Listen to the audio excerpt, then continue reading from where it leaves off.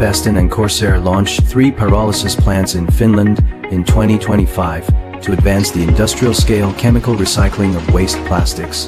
The project officially began in May 2024. By October 2025, all 3 pyrolysis plants have successfully completed installation and commissioning. Each unit has a high annual processing capacity of 3,000 tons. This flagship pyrolysis project is now operational. Here, waste plastics are transformed into pyrolysis oil that qualifies for ISCC PLUS certification. This is not merely a fuel.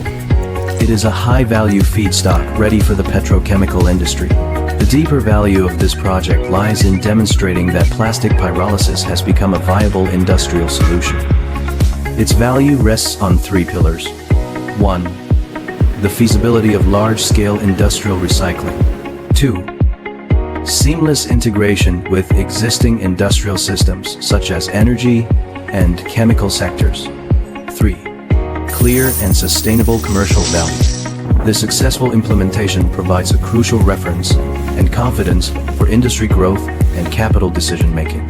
Next, Beston and Corsair will deepen their collaboration to advance the circular economy for plastics in Europe. Follow Beston Group for industrial-grade plastic pyrolysis solutions.